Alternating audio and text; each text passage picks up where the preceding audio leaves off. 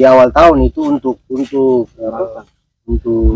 merangsang bunga, tapi tidak ada. Terus lanjut lagi pemangkasan pada saat keluar buah di. Iya, sudah jadi buah, baru kita melakukan pemangkasan dengan cara permajaan cabai. Apakah sudah pernah dilakukan di sini? Terus kalau pernah apa khusus kelompok 5, karena di sini saya kelompok 5 tak banyak. Sesuai dengan yang dibahas tadi bahwa kelompok 5 itu tidak terlalu harus dipangkas. Yang kemarin itu seperti tadi saya bilang kalau pemangkasannya cuma di awal tahun, kemudian setelah muncul bunga nanti kita melakukan pemangkasan ketika sudah besar buah. Ya, bunga sudah jadi. Tapi di sini ada metode yang saya lakukan di sini, cuma tangkai kecil saja yang saya buka. Salah satunya di Kita buka, namun di sini saya coba lakukan ya tangkai kecil saja saya buka, karena di sini kan banyak bunga kemarin. Terus saya lihat bunganya perbedaan dari hasil yang didapat setelah ini. Kalau saya pribadi Pak, hanya kita lihat dari sisi buah, akhirnya tidak sekali. Coba perhatikan ini semua, kan sama.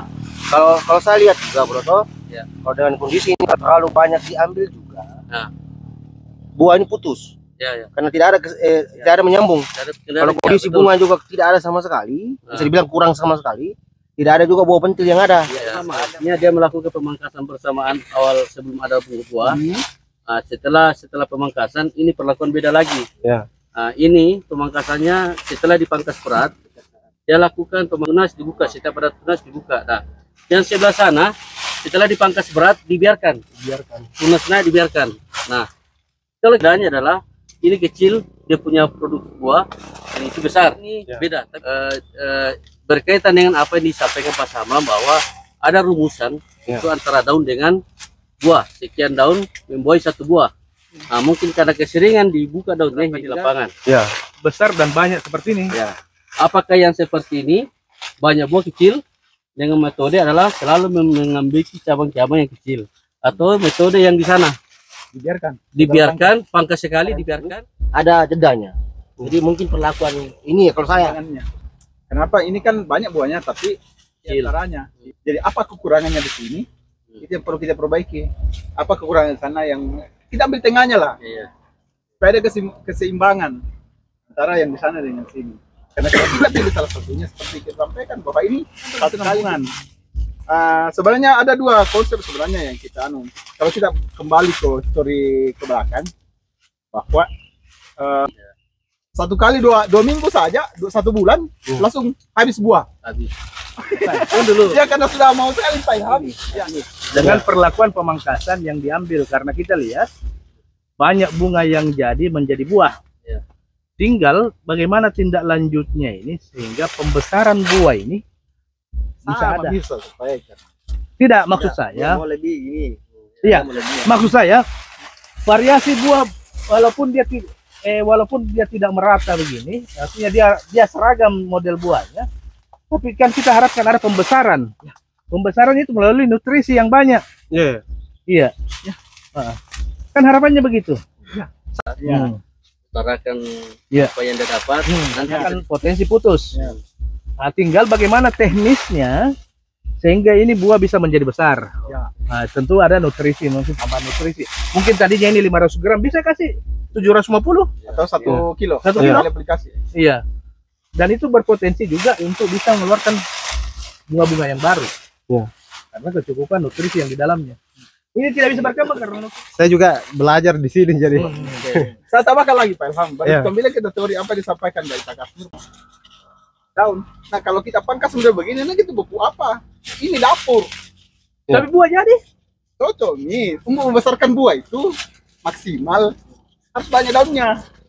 Nah kalau daunnya seperti ini terus tidak akan maksimal Pak. Karena teman-teman biasa lihat dokumentasi kakak saya ya. Iya betul. Ya. Jadi kalau model pemangkasan saya memang 11-12 dengan ini. Karena hitungan saya seperti ini. Kebun sedikit bisa melawan kebun luas. Itu artinya pekerjaan kurang, tetapi saya bisa tandingi dengan 1 hektar. Nah, sehingga itu ide saya ya, sehingga muncul pemikiran saya bagaimana caranya tanam banyak berpohonnya sehingga bisa seimbang dengan produksi yang 1 hektar. Karena jujur saja di kebunku kan hanya 30 area dengan jumlah pohon itu 281 pohon. Ya, tetapi saya sering ambil sekitar 6 karung, bahkan pohon.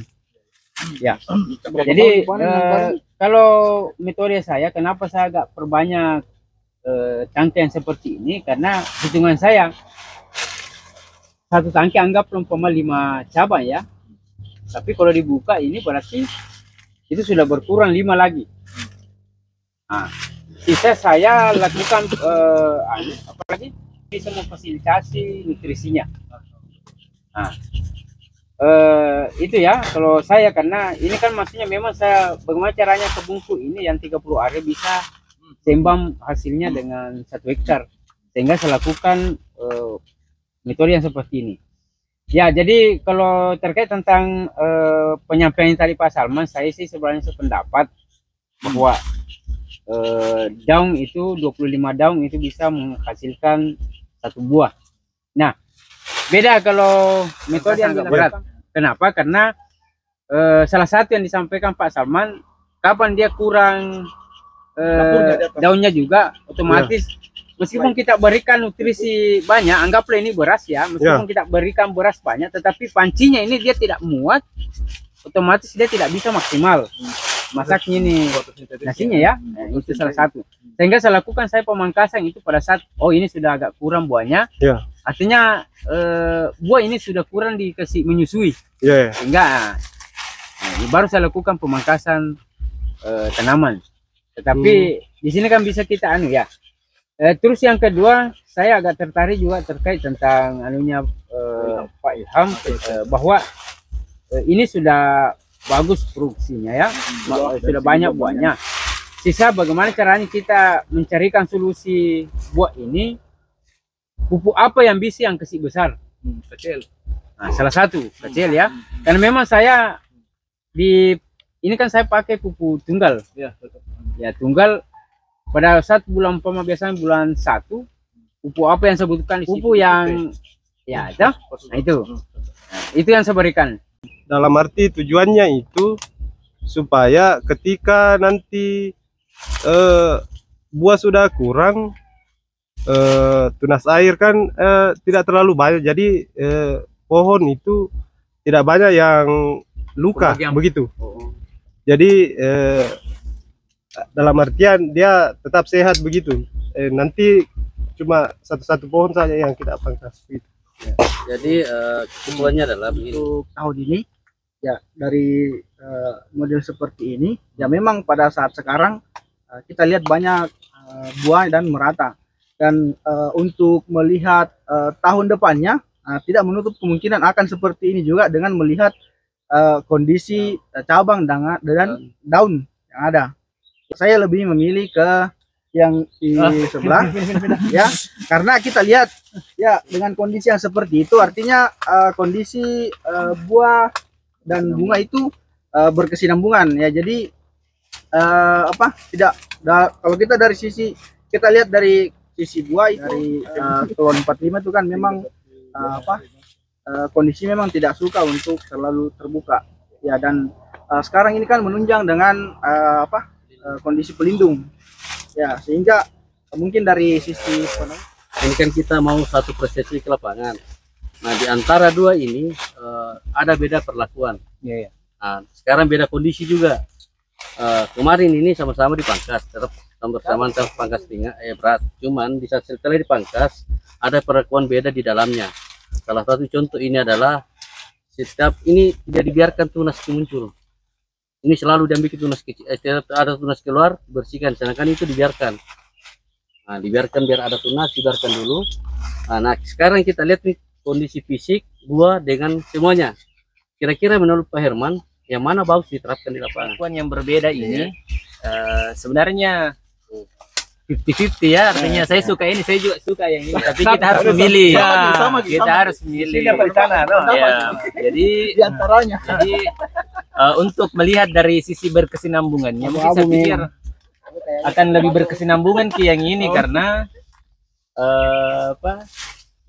buahnya tidak terputus, meskipun dilihat bahwa yang sebelah sini yang model pemangkasan seperti ini bagus, banyak buahnya, tapi dia tidak akan berkesinambungan karena sudah tidak ada bunga. Sebenarnya saya pikir ini ketika ada perlakuan pemangkasan berat seperti ini dan dilakukan pemupukan, nanti putus habis ini buah langsung muncul lagi bunga dan jadi. Gila memang. Langsung. Jadi saya pikir ketika dia diberikan pupuk pada saat banyak buah seperti ini, pemangkasannya standar, habis buah ini langsung jadi lagi bunga untuk berkesinambungan. Nah, bahayanya ketika habis ini buah, baru kita pupuk, baru kita pangkas, itu nanti tidak jadi bunganya karena terlambat nih. Jadi waktunya sebenarnya diberikan pupuk ini kalau menurut saya, Pak. Cocok. Saya sampaikan bahwa setiap tanaman itu dia berbuah coklat petani, karena di dalam satu kebun kan itu ada beberapa klon. Yang kita inginkan itu terus ini produksinya tanaman kakaonya petani. Ya mungkin hanya itu plus itu banyak terus buahnya. Coba kita amati, Pak Yudin bisa mungkin amati nanti. Tandai pohon ini, kita melihat model pemangkasan sama, pemupukan sama, perlakuan sama, tapi kita lihat kondisi buah. Karena ada masa pemulihan untuk tanaman ini. Tidak mungkin ya. Itu asumsi dari saya. Dan mudah-mudahan itu betul. Tapi sedikit tahun ini banyak lagi. Itu untuk klon BB. Coba ini saya mau ini Ji. Untuk klon BB. Ya, maksudnya itu kalau klon 45 saya belum tahu, kalau klon BB sudah ada. Makanya dia perlakukan begitu juga di klon 45. Sabar Pak Ilham. Coba ada bagian cara, Bro. Tahun kemarin itu BB itu bahkan ada videonya sama Pak Jamal tahun kemarin itu. Pokoknya 200-an ini 300-an ya. Tahun ini banyak lagi. Ada satu pohon. Itu untuk kolom BB. Ya. Di pemangkasan seperti ini pemangkasannya. Sama perlakuannya sama. Oh enggak, ini Ji kita mau amati itu. Klon MCC02 itu ketika dia bulan ketiga, artinya dia sudah di atasnya baterai itu, baru seberikan KCL, itu tidak ada yang seperti ini yang kecilnya buah coklat tuh. Tapi KCL, nah kita akan kembali lagi masalahnya ini yang disampaikan tadi Pak Boni, bisa tidak yang mampu ya, yang jelasnya saya sudah sampaikan ilmu itu ke petani tergantung itu ya. Kalau terkait tentang pakai KCL di sini tidak pelangi itu berarti itu sudah keluar konsep saya ya. Itu cocok begini, artinya ada waktunya pemberian KCL untuk pembesaran ya, pengisian buah saja, tapi itu dia tidak dilakukan sehingga buah itu tidak otomatis buah yang ada di sini nantinya itu relatif lebih kecil daripada ini, karena fokus makanan pasti di batang-batang yang jauh lebih besar. bisa kita sampaikan ada dua cara, tapi dengan kondisi biaya yang beda. Kalau kita lakukan seperti ini biaya tinggi, tapi hasilnya bagus. nah, hasilnya bagus. Di sana kita lakukan seperti ini rendah tapi hasilnya juga bagus. Iya betul. Petani yang mau ikut dengan programnya kita mau ke sini dekat dia. Begini, kasih begini dia. Bagaimana Pak? Ada pendapatan lain? Silakan masukkan. Tapi dari segi pendapat struktur pemupukan, standarnya pemupukan yakin bahwa kita akan capai produksi yang tinggi.